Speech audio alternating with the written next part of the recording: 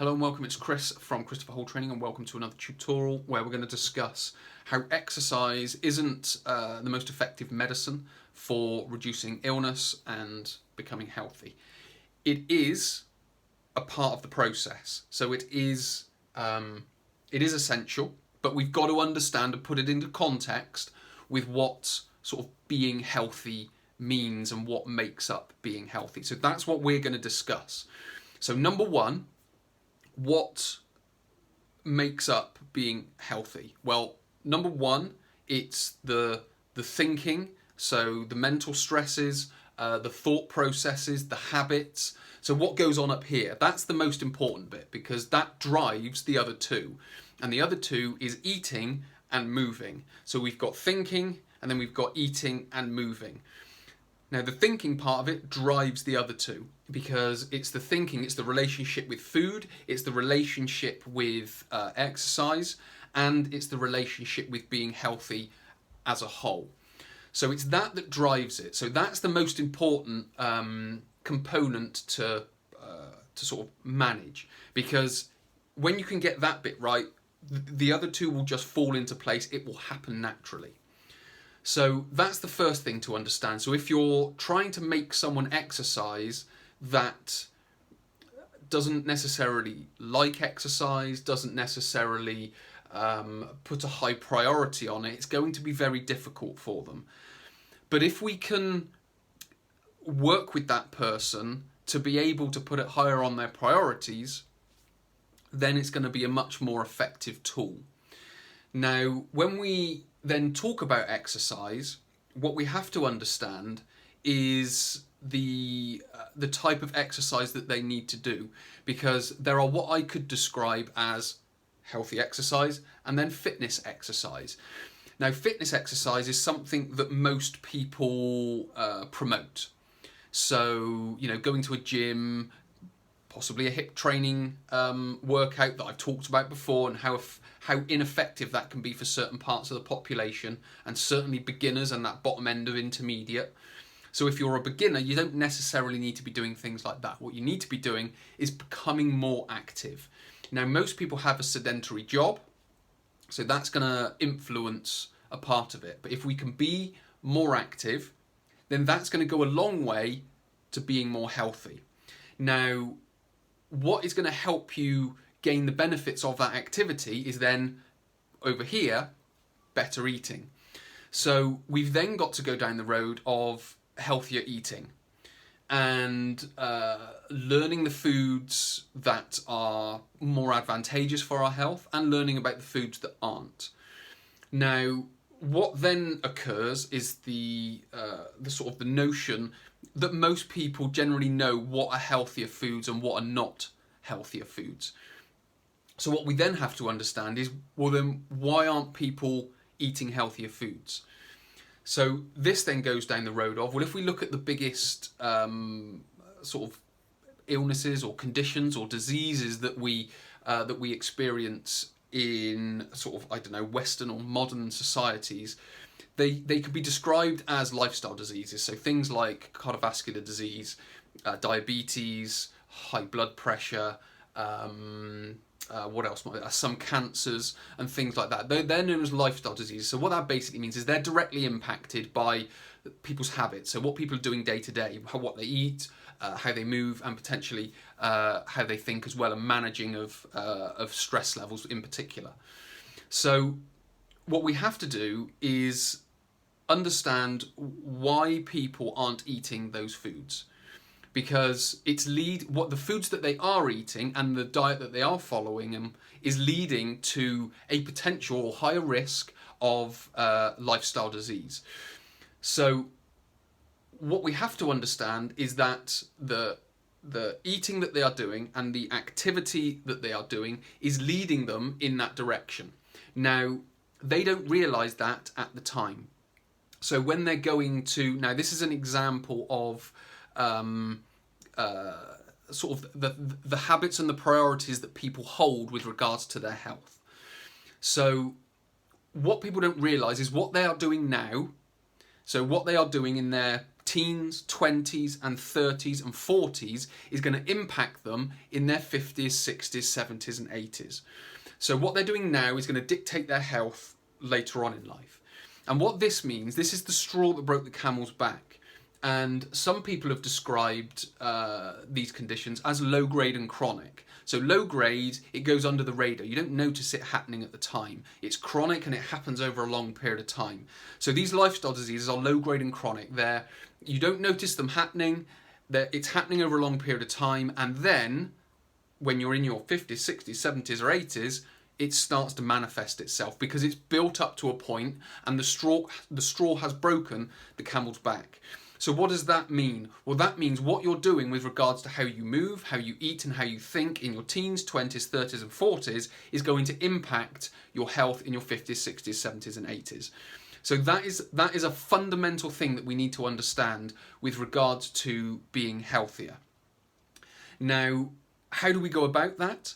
Well, we need to start changing the priorities of people when it comes to their health. Now, because when you go to a fast food restaurant and eat a takeaway meal, which might consist of some chips, a burger and a soft drink, because it doesn't give you that illness in the minutes after eating it, you don't think, well, this is fine to do, this is okay to do, therefore I'm going to do it again and I'm going to do it again.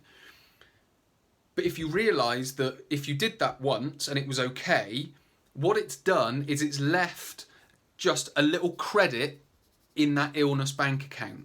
And then you go back again and it's added another credit to it. Now you haven't realised that these credits are mounting up. And then when you get to later in life, you've accumulated so many credits that the illness starts to manifest when the credits have become enough. So if we can understand that, we can start to change that. Now, because it doesn't happen immediately, people don't have a big enough pain against doing it. Therefore, they will go and do it again. Because something that I notice when people go to the doctor and they tell them you have high blood pressure, you have high blood glucose, you are in a higher risk category for cardiovascular disease, your BMI is in the high risk category. That is when people make a change, when they have a big enough pain to be able to make that change. So this is why the thinking part is the most important part. Because when they get that realisation, the other two fall into place. I had an old landlord that it happened to. He wouldn't make the change, he went to the doctor, he was told A, B and C. When he came back from the doctor, immediately he became more active and he changed the way he ate. His weight came down, he started to move into lower risk categories with regard to blood pressure, blood sugar and BMI, so his risk category changed. As soon as that changed, he started to revert back to where he came from. Now, this is a fundamental principle when it comes to human behaviour in how people go about making their decisions. It's all based on sort of a hierarchy and a values-based system. So what's more important? Now, at the moment, it's more important to eat at fast food restaurants. Now, the reason we can understand this is, one, because it happens, and two, at the moment, with the lockdown that's happening, they've been closed. So people haven't been doing it. People have potentially been eating, slightly better foods, for example. They may have been sort of forced to prepare meals at home, so on and so forth. Now, as soon as these fast food restaurants have opened, if it was a high enough priority to eat home prepared meals, they would have carried on doing it. But what people have done is they've gone back out and started to eat the fast food. So that shows that as soon as it's available, they'll go and do it, which puts it higher on the priority than preparing the meal at home. So what we need to be able to do is, in the head, is prepare the mind and put a higher priority on preparing meals at home to be able to eat better.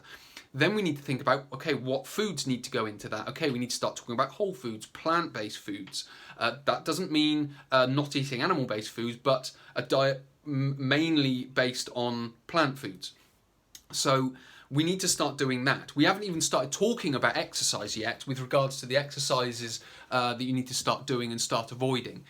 Now, if we do jump into that category, what we need to start doing is talking about activity levels. So we need to start being more active so that we start seeing the benefit of better eating. Because what most people do is they just focus on the exercise, they put a little bit of focus on the diet, they don't get the results from the exercise they're doing, they get told they need to work harder and do more, and that causes other problems with regards to stress on joints, back pain, knee pain, shoulder pain, whatever it might be, and that starts to manifest itself. So what we have to understand is we've got to start at the right level. So this doesn't mean throwing ourselves in at the deep end and trying to do the hardest exercise and doing the most vigorous diet, because that's too much of a change. So we wonder why when it comes around to January it only lasts 3 weeks. It's because it's too much of a change. If we can make smaller changes, we can start to see small wins and quick gains, and what that then does, that builds a confidence in what we're doing and how we're doing it. And then we might make a slightly bigger goal, make a slightly bigger change, and then it starts to sort of have that snowball effect.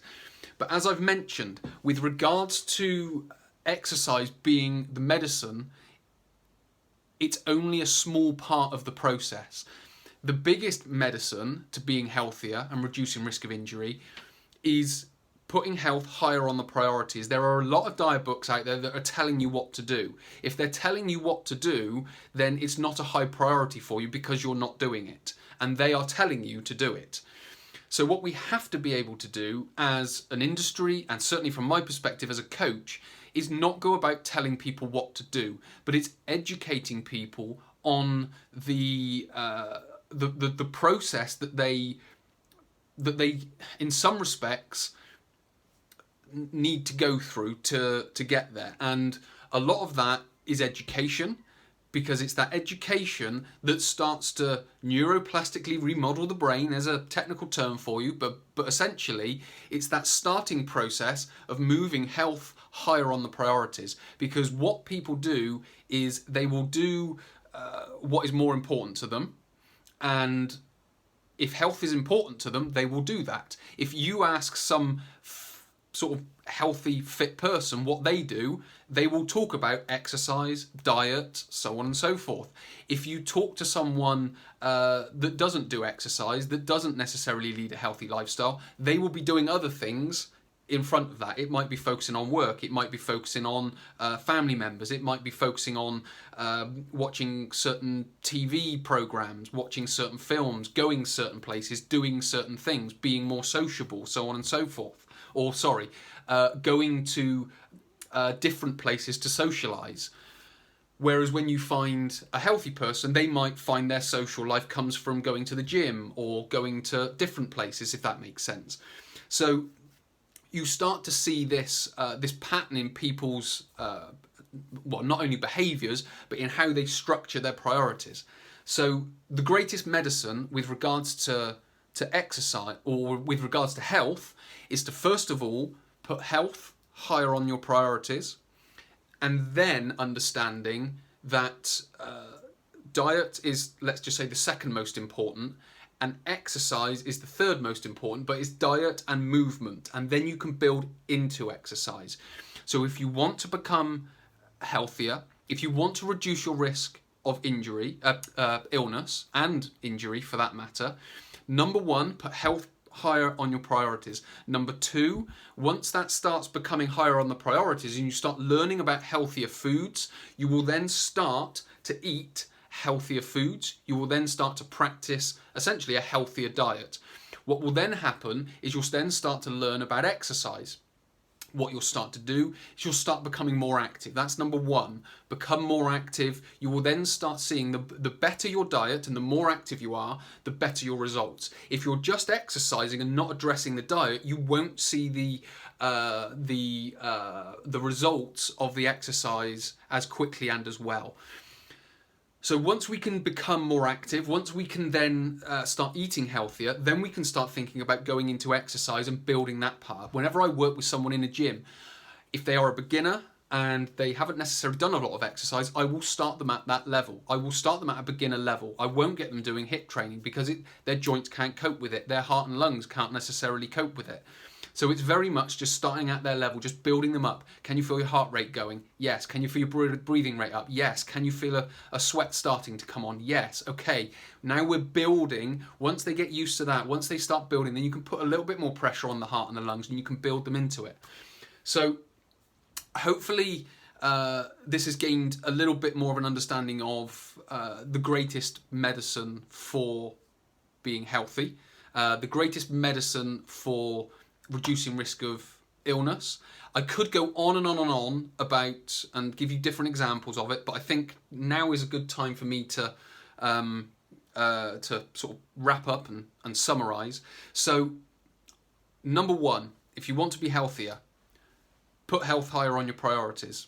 Number two, as you start putting that on your priorities, you will start to learn about healthier eating and being more active, and even learn about what those activities can be.